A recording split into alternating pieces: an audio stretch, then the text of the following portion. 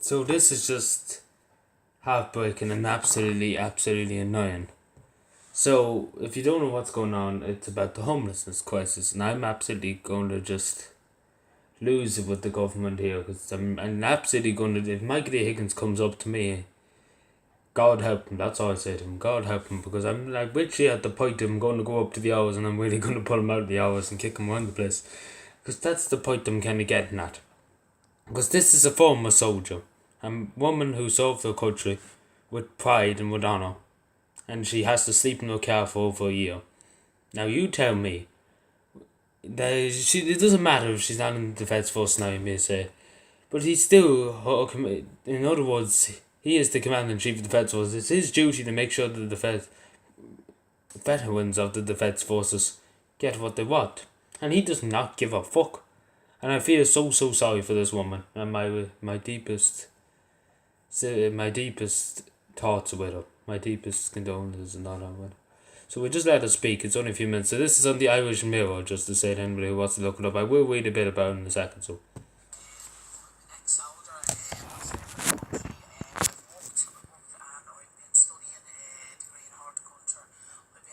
for the last year and 8 months. We've been living between a tent and a car. I'm now living in the car. I had to move out of my tent because an old paedophile kept coming up to the tent when I had it in the lane. I've been back and forth to Dunleary, Rathdown County Council, and getting no help off them at all. I'm just hoping someone can help me. I don't know what else to do. I've tried every angle, so I'm hoping today that someone will help me get somewhere on the south side to help with my nerve damage. I've nerve damage down my right side, and I have to take medicines, and they want to send me into a unit in town where I'd probably be killed for the medicine. So I refused that, and I need somewhere on the south side so I can be safe, take my medicine, get the help I need, get the surgery I need, and have family around me to support me.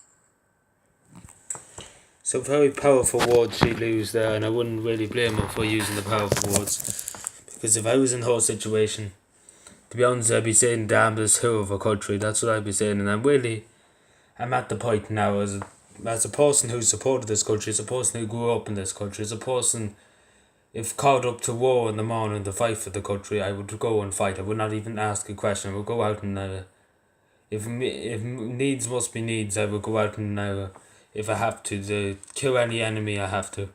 That kind of way. And this is what this woman done when she was in the Defence Forces. She went out there. She didn't ask anybody for anything. She went out there to serve her nation and to serve her country with honour and with pride. And today, what pride does she have? Anybody want to say what pride she has? Because I don't think Michael D. Higgins knows what pride is. But you may say that it's not his fault. But you know what? It is his fault this time. Because this is a former soldier.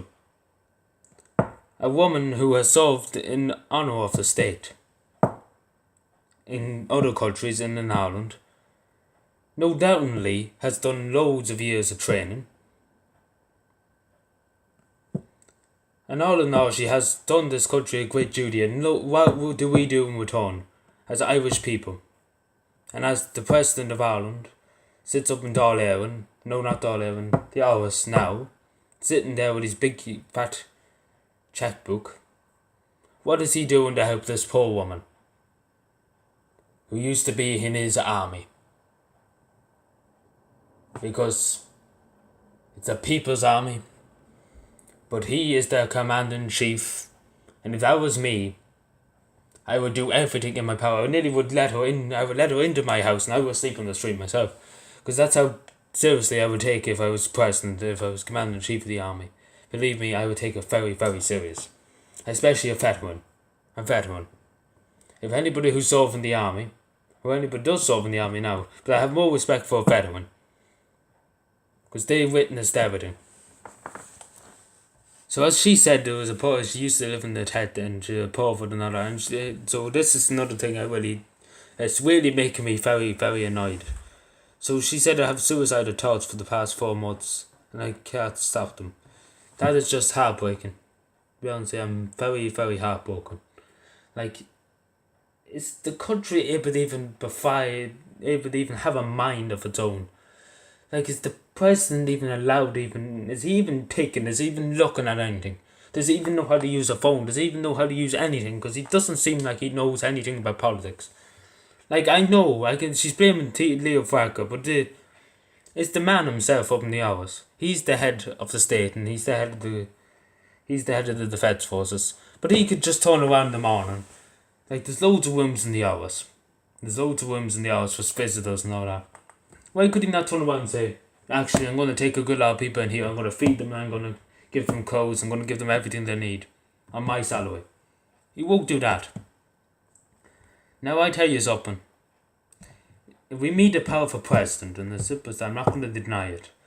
A Taoiseach, we could have a powerful Taoiseach, but the way things kind of go in society, the way things kind of go in different democracies and all that, a president is the heart of freedom. And the president, if a president has a voice and president does something right for the people, then the people will follow suit. It's just the way, it's the same with Japan and the emperor of all that. So just to say that. So that's a picture when she was younger, younger, where could say that, yeah. So just stated in Syria claimed that the Department of Health don't give a shit. I know. Yeah, I feel what she says. The Department of Defence do not care less about soldiers. They only care about their wages, and then it's just. You know, you'd be wild. I wish I was really dead, to be honest, and put up with all this, because it's just.